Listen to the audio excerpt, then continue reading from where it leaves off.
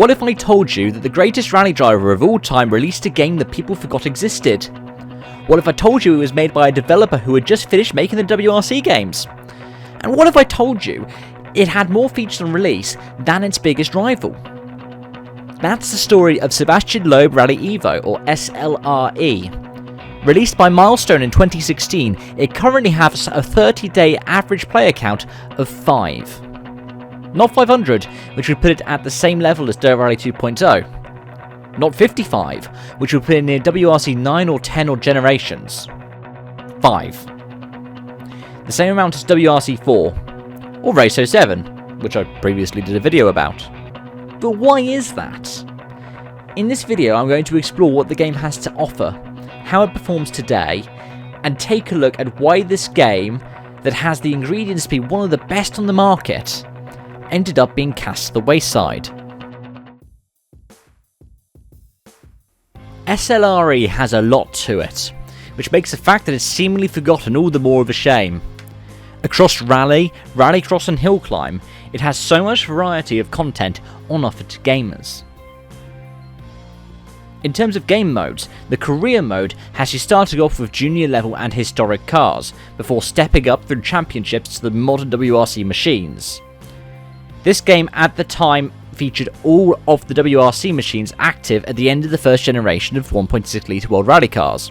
The cover car, the Citroën DS3, the Ford Fiesta WRC, the Hyundai AI20 WRC, the Mini Countryman WRC, and the dominant Volkswagen Polo WRC.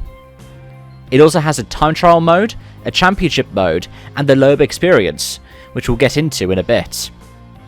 In terms of the car list, it has a wealth of different options from WRC history, which got topped up even more with DLC. All of Loeb's Citroën rally cars up to that point were included in the game, as well as some of the cars that came close to or beat him. In addition to the at the time active World Rally cars, it had the second generation Ford Focus from 2006 to 2010, as well as the rare 1999 Mark I Focus, the 2003 Subaru Impreza, and the 2002 Peugeot 206. In supporting classes, it features R5 machines as well as Super 2000s with the Proton Satria Neo that WRC still doesn't have despite my requests, and Super 1600s. It also features some Group A and Group B cars, as well as historic Group 4s and some legendary Pikes Peak cars. DLC also adds on historic cars, such as the abandoned Group S category, some of the most amazing cars that never raced down rally stages. The rally locations are a selection of different places that Loeb made his own in the WRC, from the mountains of Monte Carlo and the snow of Sweden to the heat of Mexico and Australia, the gravel highways of Finland and the mud of Wales, and 2 tarmac events in San Remo and Loeb's home rally of Alsace. In Rallycross, we have a variety of different locations from the top of the world. The Los Angeles track that Loeb made his mark on, long forgotten World RX locations in Argentina and Italy, and legends in Grand Prix Trois Rivières and Leuac. Hill Climb only features one venue, but it's the big one, Pikes Peak. I think this is probably the most recent official appearance of the world famous Hill Climb, reportedly because of an exclusivity deal with Gran Turismo that continues to this day. I reckon that the Loeb experience is arguably the biggest appeal of the game. Narrated by Loeb himself, including historic photos and licensed footage, it details his journey from his first steps to his first title to chasing new records on new horizons. You play through different scenarios along the way, unlocking exclusive cars for your career mode as you continue through the story. This is something you could argue is ahead of its time. Dirt Rally 2.0 added it on March 24th, 2020. The memories were still with us, with it being added to the WRC franchise at the same time. However, the mode isn't perfect. And I'm not talking about lacking the real stages in every event that they're talking about, as Dirt had similar things that it also had to work around. My main gripe is with the voiceovers, at least in English.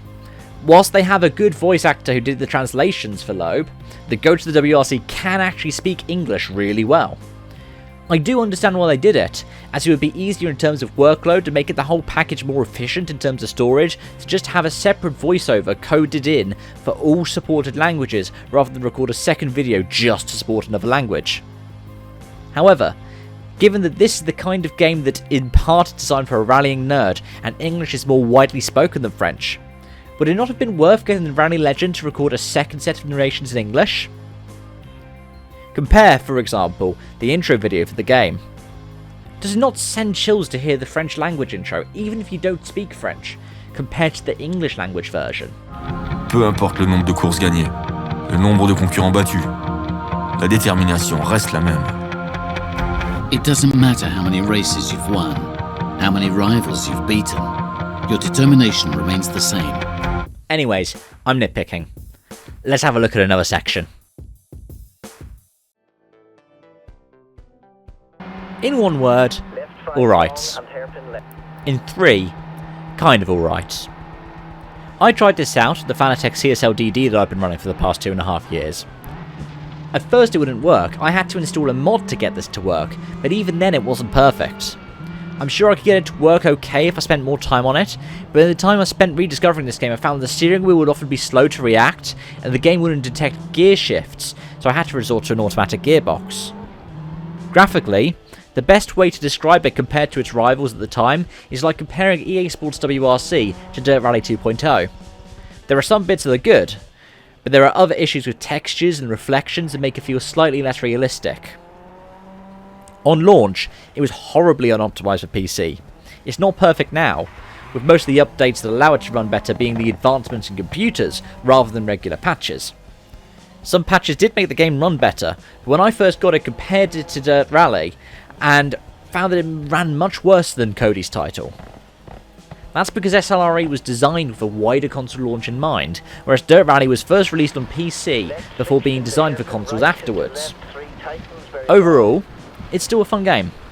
It's probably better on a controller than a wheel, meaning it's better for the more casual players than someone who's so angry with WRC that they're looking for literally any other rally game to play. I'd probably recommend it when it's on offer, as part of a Milestone collection. That's also because you get some of their WRC games too, which are fun jumps back into the past and often include some forgotten gems of the world of rallying that don't make it into SLRE. The reason why SLRE doesn't have the same staying power as Dirt Rally, or Richard Burns Rally, or probably Tommy Macklin Rally, yes it is a game, and yes I have played it, is actually quite complex. Part of it is that it didn't have a particularly great launch. The issues with performance that I mentioned would have been a put off for a lot of fans, especially as Milestone had since handed the reins to WRC games to Killerton, and fans of more serious rally racing were either bedded to Dirt Rally or still running around at Richard Burns Rally. Another part of it is that there wasn't the appeal for it in the market.